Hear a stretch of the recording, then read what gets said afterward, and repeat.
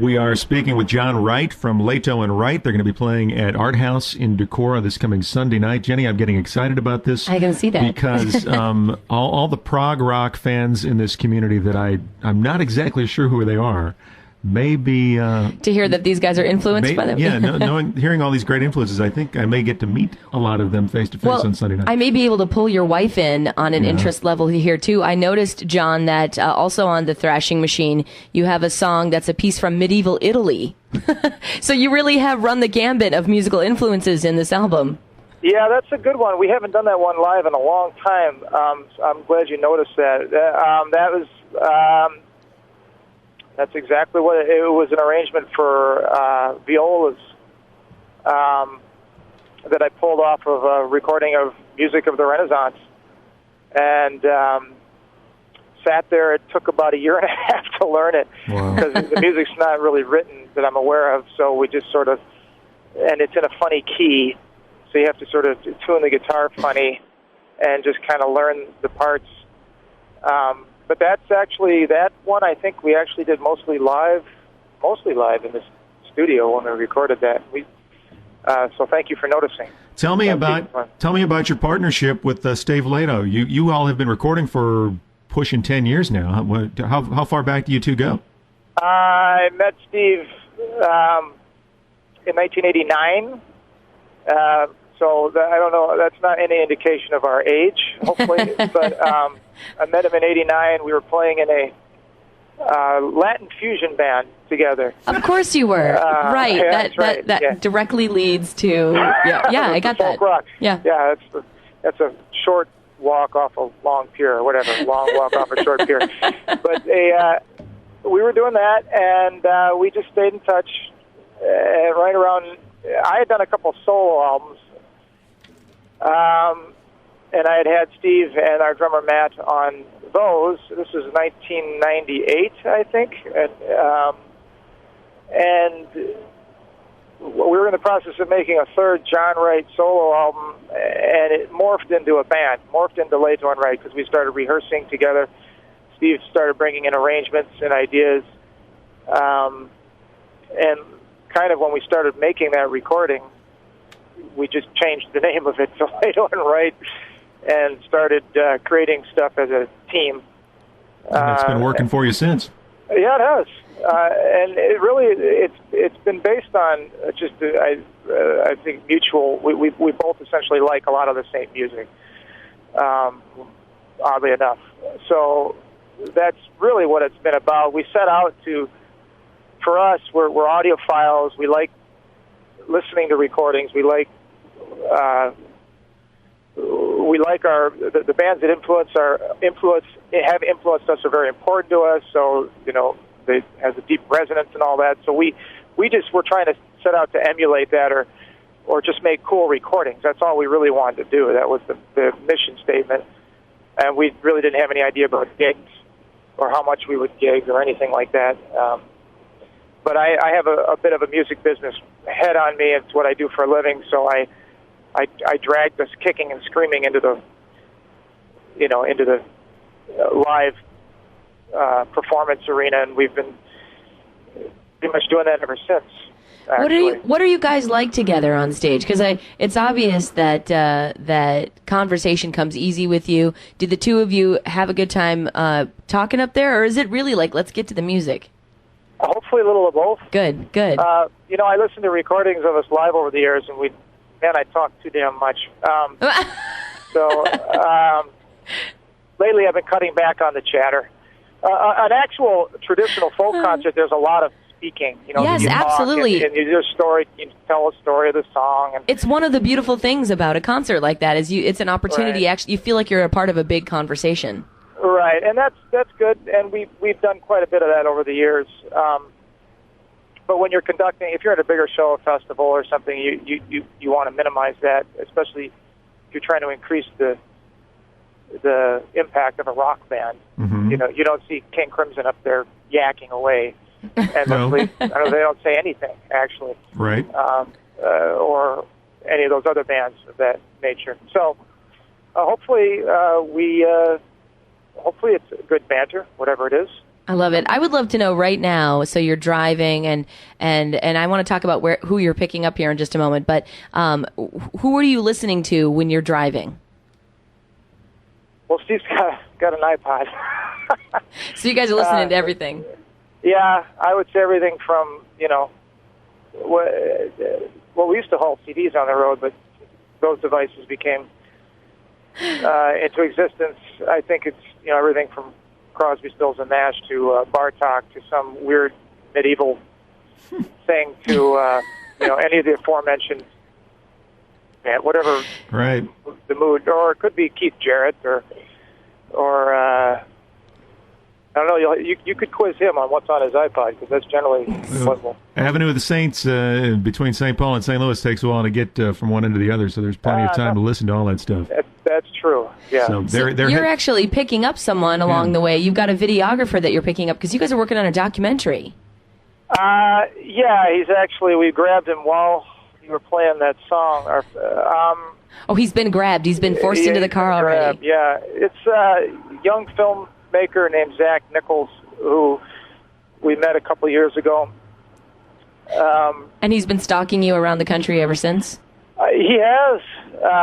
So I don't know what that says about his state of mind, or his maybe needs some sort of mental examination. But I actually sort of it was Steve's idea about 5 years ago. I said Steve had said we need to find some young film student to do a documentary on us. I said, okay, sure.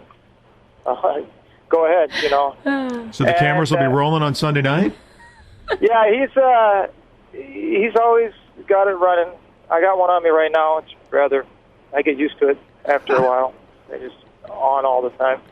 So it's his idea to start. Actually, I kind of asked him to do it, but he sort of came willingly, and he's just been gathering footage. Not quite sure what the end result is, but there is a Facebook page. The movie is called American Folk, A Tale of Lehto and Wright, and I guess it's just the plight of us artists out there trying to sell art, trying to go out there and ply our trade. American Folk, thank you. I got that. AmericanFolkFilm.com. I'm being corrected as AmericanFolkFilm.com. Yeah. So there's a Facebook page and apparently a website as well. And there's also some information on that on your page, which is LehtoandWright.com, Lehto and Wright, WRIGHT. Yes, and there's some YouTube clips that he's put together on our YouTube page. So if anybody's interested, they can pop over there and get little snippets of what he's assembled. I don't know what the end result's going to be, and I don't think he does either. And I think it's going to be another year or two in the sort of gathering phase. Yep. Well, that's part of the fun of it. John, before we get back to another song and let you go here so that you can safely arrive at your destination at your show in St. Louis tonight and then get back to Decorah for your show at Art House on Sunday night, tell us a little bit more about when you guys do acoustic leaning shows, instrumentation. What can we expect?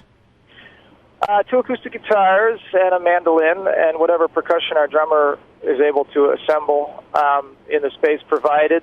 I also use bass pedals, and depending on the environment, I might play a bass guitar as well. And even on acoustic, quote-unquote, shows, Steve will play an electric guitar, hopefully not too loud. It's going to be a beautiful show. It's a great space, and the fact that you guys are bringing all this instrumentation in. You even have, I heard, a trio of young high school gentlemen that are going to be opening for you guys.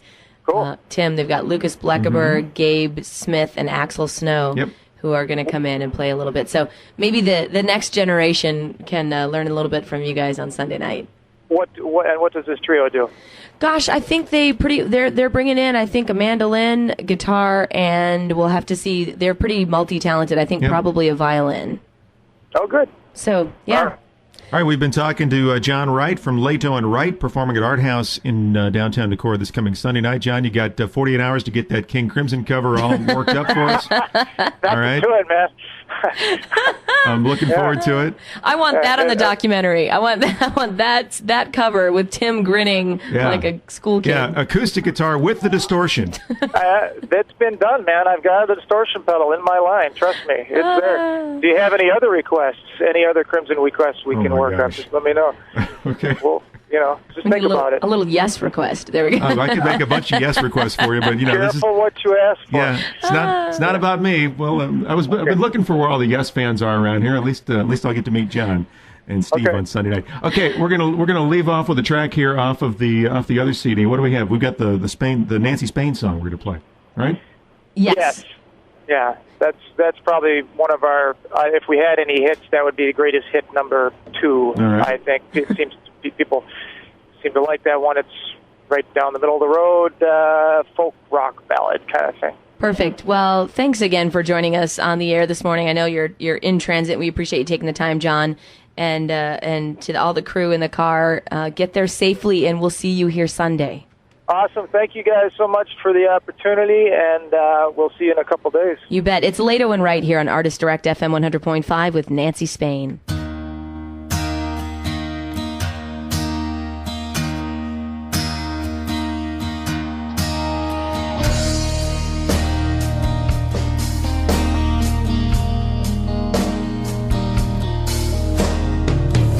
Stars that ever shine, none so brightly hit so pale green eyes. The golden corn at harvest time, your hair, standing by the ocean, wondering why you've gone and if you'll come again. Your sweet scented breath is everywhere. No matter where I go to, I'm still haunted by your name. The portrait of your beauty stays the same. Standing by the ocean, wondering why you've gone and if you'll come again. Where is the ring I gave to Nancy Spain? Where is the ring I gave to Nancy Spain?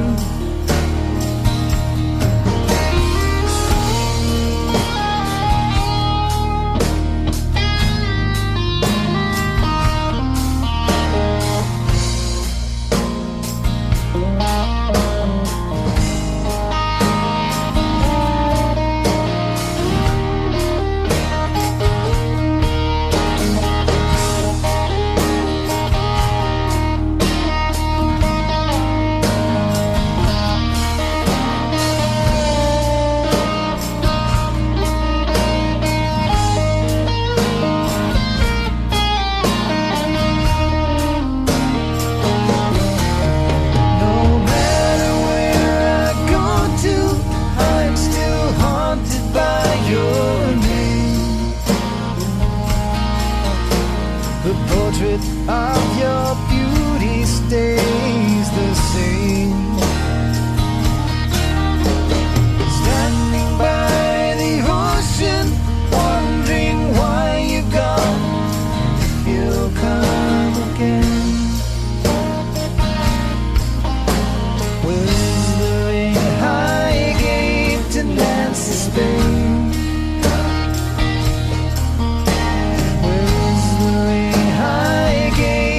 Nancy Spain. Where is the ring I gave to Nancy Spain?